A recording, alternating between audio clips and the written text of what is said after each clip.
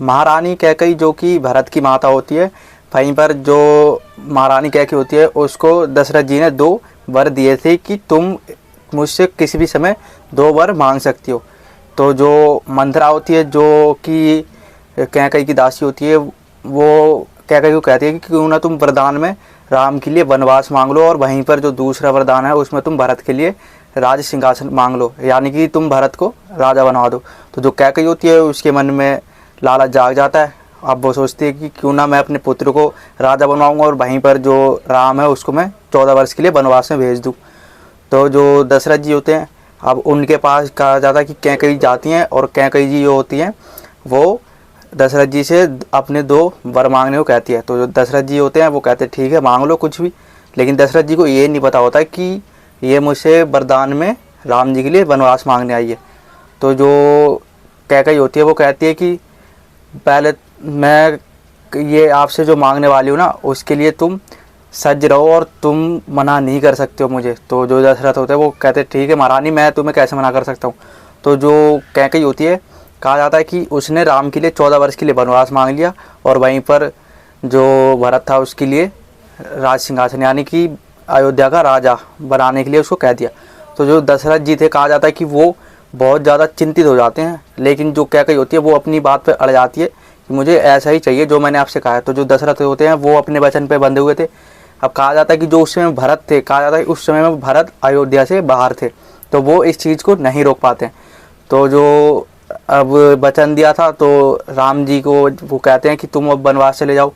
तो राम जी को जब पिता की आज्ञा मिलती है तो वो 14 वर्ष के लिए वनवास के लिए तैयार हो जाते हैं। अब वहीं पर साथ में सीता माता और लक्ष्मण जी भी उनके साथ चले जाते हैं। और जब राम जी चले जाते हैं तो जो दशरथ जी होते हैं, कहा जाता है कि उनके वियोग में उनके प्राण चले जाते हैं। अब वहीं पर जो कि भरत होते हैं वो जो उस समय में अयोध्या से बाहर होते हैं। कहा जाता है कि जो भरत जब आते हैं अयोध्या में, तो जो कैकई होती है, क्योंकि वो जब उनके पति मर गए तो वो तो रानी से अब उन्होंने सफ़ेद वस्त्र धारण कर लिए, लेकिन जो भरत होता है उनको कहा जाता है कि पता नहीं होता है। जैसे कि आपने देखा होगा कि रामायण में दिखाया हुआ है कि उनको पता नहीं था, तो कि दशरथ जी उनके जो पिता उनकी मृत्यु हो गई, और वहीं पर राम लक्ष्मण और सीता जी वनवास के लिए चले गए, तो उनको ये चीज़ पता नहीं होती है। जब भरत जी, कहा जाता है कि वापस आते महल की तरफ, तो वो जो अपनी माता को देखते हैं सफ़ेद वस्त्रों में कि एक रानी से ये सफ़ेद वस्त्रों में कैसे आ गई, तो वो बहुत ज़्यादा चिंतित हो जाते हैं। उनको देख के शौक हो जाते हैं कि एक रानी ने कैसे वस्त्र पहन रखे हैं, क्योंकि उन्हें तो पता ही नहीं है कि उनके पिता की मृत्यु हो चुकी है। तो जो कैकई होती है वो बताती है कि जो इस दुनिया में आया उसको तो जाना ही है। तो जो भरत होते हैं पहले वो समझ नहीं पाते, फिर वो बताते हैं कि तुम्हारे पिता का देहांत हो गया। तो जो भरत जी होते हैं वो शौक हो जाते हैं कि हैं कैसे देहांत हो गया। तो वो कहते हैं कि राम के वियोग में। अब जो भरत होते हैं वो पूछते हैं राम के वियोग में, तो उस समय में क्या राम जी यहाँ पर नहीं थे? तो वो बोलती है नहीं। तो फिर भरत पूछते हैं कि राम जी कहाँ हैं फिर? तो वो राम जी तो वनवास के लिए गए हैं, और साथ में सीता और लक्ष्मण जी भी चले गए। अब जो भरत होते हैं वो कहते हैं कि वो वनवास क्यों गए? तो वो बताती है कि 2 वचन के कारण, 2 वर के कारण। तो जो भरत होते हैं वो पूछते हैं कौन से 2 वर? तो जो कैकई होती है वो कहते हैं कि 2 वर होते हैं मैंने जो मांगे थे उससे, लेकिन वो कहती है कि तुम अभी बातचीत मत करो, तुम अभी थके थकाए आए हो, तुम अभी चले जाओ, मैं तुम्हें बाद में विस्तार से बताती हूँ। तो जो भरत जी पूछते कि तुम कहाँ थी उस समय में, और वो कौशल्या माता कहाँ थी जब मेरे पिता की मृत्यु हुई? तो वो कहती है कि मैं तो यहीं थी, लेकिन जो दशरथ जी की मृत्यु हुई है वो कौशल्या के जो रूम था उनमें ही उनकी मृत्यु हुई है। जो कौशल्या माता का जो कक्ष था उधर ही उनकी मृत्यु हुई है। तो जो भरत जी होते हैं वो पूछते हैं कि मृत्यु हुई कैसे है, और मुझे हर चीज़ जाननी है अब।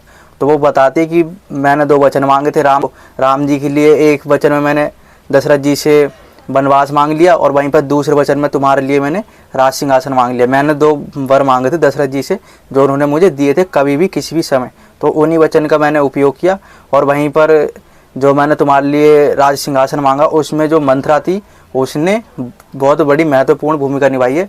और जो मंथरा थी वो कैकई की दासी थी, उसी ने आग लगाई थी कि तुम भरत के लिए अयोध्या का राज सिंहासन मांग लो, और राम जी के लिए तुम क्या बोलते हो कि ये वनवास मांग लो। तो जो कैकई होती है वो बताती है कि मैंने ही वनवास मांगा राम जी के लिए, और तुम राजा बन गए हो, अब तुम अपनी अयोध्या को देखो और राज सिंहासन पे बैठो। तो जो वो भरत होते हैं वो पहले तो शौक हो जाते हैं, उनके आंसू निकलते हैं कि मेरी माता ने ऐसा कैसे कर दिया। तो जो कैकई होती है वो शौक होती है कि ये रो क्यों रहा है, ये तो राजा है। तो फिर वो कहती है कि जो महान पुरुष होते हैं, जो वीर पुरुष होते हैं, वो ऐसे नहीं रोते हैं। अब तुम्हें अयोध्या का राजभार संभालना है तो तुम इस तरीके से नहीं रो सकते हो। तो जो भरत होते हैं वो कहते हैं कि मैं तो अभागा निकला बहुत ज़्यादा कि मेरी माता ने मेरे भैया को, जो कि तीनों लोक में प्रचलित है, जिनकी जानवर ही नहीं पशु पक्षी भी जिनकी पूजा करते हैं, उसको तुमने, मेरी माता ने ही वनवास दिलवा दिया। वो बहुत ज़्यादा क्रोधित हो जाते हैं कैकई से। कहा जाता है कि इतने ज़्यादा वो क्रोधित हो जाते हैं कैकई से कि उस समय में वो कह देते हैं कि अगर पिताजी अगर तुम मुझे सुन रहे हो, जो कि वो तो मर चुके थे, वो कहते हैं कि अगर तुम मुझे सुन रहे हो तो मैं आज से तुम्हें और साक्षी मानकर, और जितने भी देवता हैं उनको साक्षी मानकर मैं अपनी माता का त्याग कर रहा हूँ। तो जो कैकई होती है वो कहती है कि तुम ऐसे कैसे कर सकते हो। कैकई कहती है कि तुम ऐसा नहीं कर सकते हो, तुम राजा हो, तुम जाके सिंहासन में बैठो और तुम मेरा त्याग कैसे कर सकते हो, मैं तुम्हारी माँ हूँ। तो जो भरत होते हैं वो कहते हैं आज से तुम मेरी माँ नहीं है। वो अब शब्द बोलने लग जाते हैं कि आज से तू मेरी माँ नहीं है, तुमसे सीधा तू पे आ जाता है वो कि आज से तू मेरी माँ नहीं है।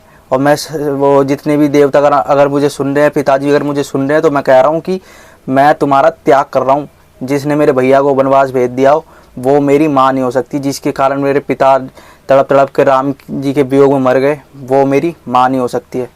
तो जो कहा जाता है कैकई जी होती है वो बहुत ज़्यादा चिंतित हो जाती है कि क्यों, क्योंकि उसने तो सही सोचा था भरत के लिए। अब जो वो भरत होते हैं वो अपने भाई से बहुत ज़्यादा प्रेम करते हैं, तो जो कैकई होती है उसकी चाल उल्टी पड़ जाती है। अब जो भरत जी होते हैं वो उल्टा उसी का त्याग कर देते हैं राम जी के वियोग में। वो भी कहा जाता है कि जो भरत, आपने देखा होगा कि रामायण में वैसे तो उन्होंने राम लक्ष्मण और सीता जी के बारे में ज़्यादा दिखा रखा है, लेकिन जो भरत हैं उनकी भी एक अलग महत्वपूर्ण भूमिका थी। आपने देखा होगा कि जो भरत जी थे उन्होंने अपने भैया के वनवास जाने के बाद चाहते तो वो राजा बन सकते थे, क्योंकि उनकी माँ ने पूरी प्लानिंग कर रखी थी, लेकिन अपनी माँ को ही उन्होंने ठुकरा दिया। और वो यूँ और कहते हैं कि अगर तुम स्त्री नहीं होती ना, मैं तुम्हारा इसी समय में वध कर देता, लेकिन अगर मैं तुम्हारे ऊपर हाथ उठाऊँ या कुछ भी करता हूँ तो जो मेरे भैया हैं राम जी वो मेरा त्याग कर देंगे, इसलिए मैं तुम्हें अब कुछ कहना नहीं चाहता। आपने देखा होगा कि जो भरत जी थे वो राम जी को वापस लेने के लिए वनवास भी चले जाते हैं, लेकिन वहाँ पर जब जी जाते हैं राम जी के पास, जब वो आते हैं तो राम जी देखकर उन्हें शौक हो जाते हैं कि भरत क्या कर रहा है वनवास में। तो जो जब देखते हैं दोनों भाई एक दूसरे को रोने लग जाते हैं। अब वहीं पर आपने देखा होगा कि राम जी को वो मनाते हैं कि वापस चलो, लेकिन राम जी मना कर देते हैं आने के लिए। तो जो भरत जी होते हैं, कहा जाता है कि उनकी खड़ाऊ अपनी सर पर लेके आते हैं। वो कहते हैं कि आप अपनी खड़ाऊ मुझे दे दो, मैं इन्हीं खड़ाऊ को आपके राज सिंहासन पर रखूँगा और 14 वर्ष तक आपकी प्रतीक्षा करूँगा।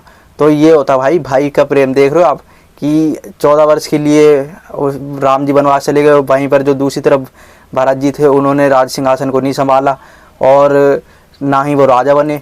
भाई ये देखा जाए ये होता है सच्चा प्रेम।